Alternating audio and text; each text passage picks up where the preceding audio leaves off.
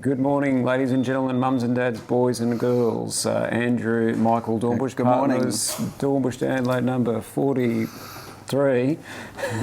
Good thing I'm good with numbers. Look, interesting week, Michael. We were just talking before. It's downgrade city at the moment. We've had 14 downgrades already, and we haven't even made it to confession season. Of course, confession season is July, and all these companies sort of come out and say, "Hey, look, we don't think our results are going to be that great." And we haven't even hit confession season and they're already confessing. Who was yesterday? Flight Centre was yesterday? Yeah, Flight Centre yesterday. Certainly doesn't bode overly well, does it? For a reporting season in August. Absolutely. No, it is. It's quite extraordinary that we've seen sort of this level of pessimism and I guess businesses showing the effects of lower profitability. You know, consumers are sitting on their hands. They're on strike. And it's not just the smaller ones. I mean, like earlier last week we had Woolies. Yeah. I mean, top 5 company. Yeah. We had Seek yesterday as well, I think. Flight Centre, which we just mentioned. We'll talk about that in a sec. You know, like these aren't little penny dreadful companies. These are big companies. Oh, but if you think about it, like the Reserve Bank are cutting interest rates. Joe Hockey's handing out $20,000 tax deductions or granting $20,000 tax deductions. Like, you don't do that type of stuff if the economy is bubbling along and in a happy little place. Yeah. So, you know, I've had lots of clients say, "Oh, I'm reading in the press, you know, the ASX will hit 6,000 by the end of the year." Not quite sure how it's going to be doing that. The only way that I could see them doing that is if, in fact, Susie warns Mr. Goulson that we're on camera, that, you know, the only way is if they keep dropping interest rates, because on an earnings basis, it ain't going to be happening at all. Anyway, let's talk Flight Centre. Interesting. The downgrade was only 4%. So it was actually quite a small downgrade, but I think it was, again, you know, the pessimism relating to the commentary going forward about how it's looking. You spoke about cautious consumers and what's going on. They're getting squeezed on both fronts. They're getting squeezed on the revenue side, that these cautious consumers aren't spending, but they're also getting squeezed on the expense side, where they're having to spend more to market to try and get the punters through the door. So would you be buying Flight Centre at the moment, do you think?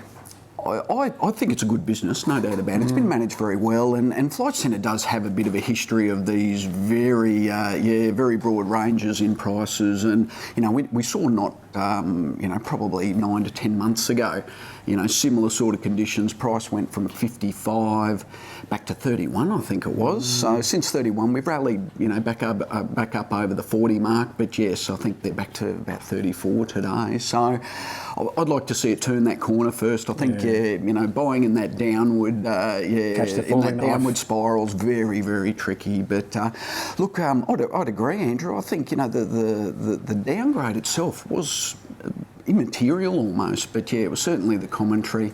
You know, that the total transaction valuations are now only expected to grow by about 1% now over this coming 6 months, and I think that's what the market's looking at. They're trying to guesstimate that things are probably, you know, going to get a bit worse before they get better there. But certainly worth keeping an eye on, because if they get a bit lower and they start to turn, might be worth picking up a few on. It's a quality business. What have you been looking at?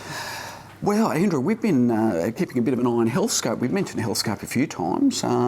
There's been talk that they're going to offload their pathology business, and that was basically formalised yesterday. So they've sold it off to Crescent Capital Partners, the Sydney-based private equity mob. $105 million, so around about a 9.5 times EBITDA multiple, which looks okay at face value, but it wasn't a core part of Healthscope's business. I think it was about 9% of earnings. But you know, 105 million will go a fair way for Healthscope. It'll help their Brownfield and Greenfield hospital sector. And their Christmas party?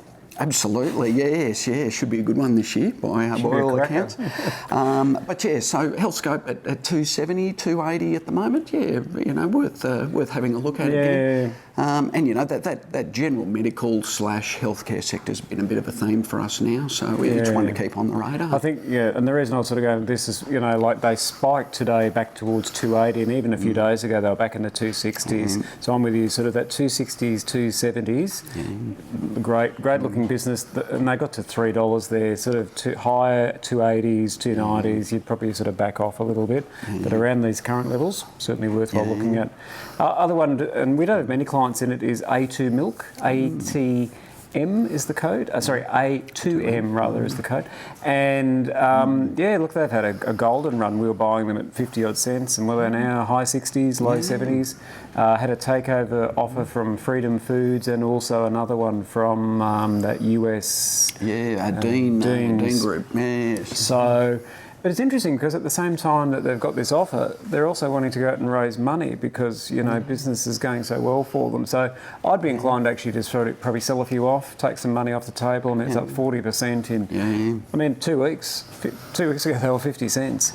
So, for those people who have got some A2 milk, might be time to take a little bit off the table. And interesting too, Andrew, Freedom Foods itself, FNP, also rallied on that news as well. I mean, typically you see the company doing the taking over, you know, fall in a bit of a heap, but you know, their price was up $2.80 to about $3, I think they are at the moment. But certainly looks like a good fit there. You know, Freedom Foods, of course, all the gluten, wheat, you know, milk-free stuff or dairy-free stuff, cereals, muesli bars. If you're really keen, Kiwa milk. If you're anything like me, you would have thought that was quinoa milk up until about 6 months ago, but certainly looks like it's a pretty good fit. So, you know, we'll wait and see. Cannot take him anywhere, ladies and gentlemen. Cannot take him anywhere. Now, anything else we're going to cover off on before we talk admin briefly? Yeah, probably, Andrew. End of financial year. Actually, one step before that, the EU summit. Now, we're talking about Greece. And look, the G word, we're getting a bit sick and tired of hearing it, of course, but hopefully by the end of the week we'll get a bit more of a resolution surrounding the Greek thing. But upcoming end of financial year, if you haven't got your books and your payments and your contributions in, you better snap to it. So we're going to take a brief break. We'll grab Emilie, and Emilie, who helps on the admin side, she'll be talking to us about what we need to be sort of doing coming into 30 June. Michael, thanks very much. Thanks, Andrew. Well, we're back. Andrew and Emilie with us. Emilie making her second appearance on Dornbush Download. That's correct. And so Emilie, along with Mel and Suze, are really the brains of the operation here. Michael, Dan and I, we're here for our good looks, which is pretty scary.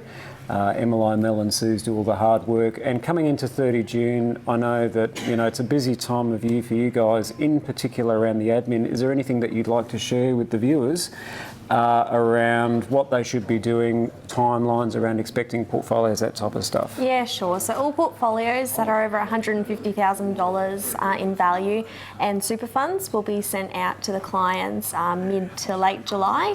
And then all other portfolios, if you request them through our dpadmin@dp.net.au email address or our phone number, which is 46902588, it'll take about 3 to 5 business days to get those requested statements through to you. Because, I mean, frankly, we're just under the hammer at the moment, as Michael was just talking about before, people putting in money into super and so forth prior to 30 June and then post 30 June. Hopefully April doesn't scan too far around the office here, but it is just a wall of paper.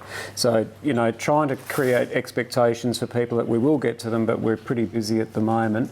One thing that we found in the past, Emilie, is that, you know, like we provide this information to clients, but then their accountants are ringing up, you know. So I guess from your point of view, because you spend all day, every day dealing with accountants, what would you sort of be sort of thinking there? Well, make sure you pass all your statements on to your accountant. There will be a fee, an admin fee from Dornbush Partners involved. It'll be $110 including GST per hour. If you don't, and I guess that's if we, so if we've given it to you and you give it to your accountant, happy days. But if we've given it to you and you've lost it, like I'm terrible with my filing, if you lose it and we have to reissue it to the accountant, that's where we're going to charge the fee. But we're not going to charge a fee just to give it to you initially. Yes, that's correct. Okay, so basically stay on top of your paperwork, give everything to your accountant and wait till mid to late July. Probably the other thing is if you have an unlisted investment, what's the time frames with those? We can't really give definite time frames. Depending on the company, they'll send it out. It could be November, December. So we don't have access to them. So it's your responsibility to hold on to all your paperwork from the specific company. And that's really out of our control, isn't it? You know, if it's a charter hall or a GDI or any of these companies, they generally don't close their books off. Like financially, they might do it at the end of June, but in the context of the paperwork, it might be September or October. Yes. So we're keen to get the paperwork too, but we will get it to you as soon as we can. You'll get it before we do. There you go. Emilie, thanks very much. Thank you. Till next week. Thank you.